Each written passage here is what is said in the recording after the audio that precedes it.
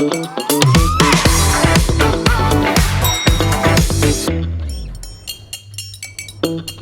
இல்லாம colour print பண்ணுங்க, அதுவும் மிக குறைஞ்ச விலையில. Epson eco tank printers. இது வெறும் ஃபேபுலஸ் இல்ல, இது டோட்டலி பிரிண்டபிளஸ்.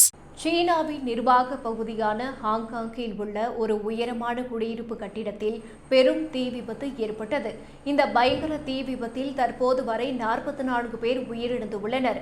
ஹாங்காங்கின் டாய்பு மாவட்டத்தில் உள்ள ஒரு உயரமான குடியிருப்பு வளாகத்தில் மிகப்பெரிய தீ விபத்து ஏற்பட்டது. இந்த விபத்தில் இதுவரை 44 பேர் உயிரிழந்து உள்ளனர் என்றும் 250க்கும் மேற்பட்டோர் காயமடைந்து உள்ளனர் என்றும் தகவல் வெளியாகியுள்ளது. தீயை கட்டுப்படுத்த சென்ற தீயணைப்பு வீரர் ஒருவரும் உயிரிழந்து உள்ளதாக தகவல்கள் தெரிவிக்கின்றன.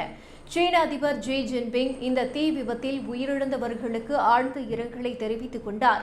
மேலும் இந்த தீ விபத்தை அணைப்பதற்கும் உயிரிழப்பை மேலும் குறைப்பதற்கும் ஒவ்வொரு முயற்சியும் மேற்கொள்ளுமாறு ஹாங்காங் அதிகாரிகளுக்கு அவர் அறிவுறுத்தினார். ஹாங்காங்கின் தலைமை நிர்வாகியான ஜான் லீ உயிரிழப்புகளின் எண்ணிக்கை அதிகரித்து வருவதை உறுதிப்படுத்தினார். மேலும் தீயினால் கருகிய கட்டிடங்களில் இருந்து புகை தொடர்ந்து வெளியேறிக் கொண்டிருந்தாலும் காணாமல் போனவர்களை தேடும் பணி இன்னும் தொடர்கிறது என்றும் அவர் தெரிவித்தார்.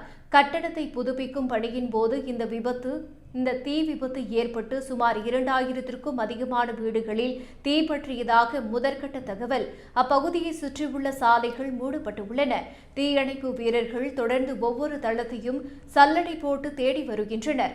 காணாமல் போனவர்களின் எண்ணிக்கையை அதிகாரிகள் சரிபார்த்து கட்டிடத்தின் பாதுகாப்பை மதிப்பிட்டு வருகின்றனர்.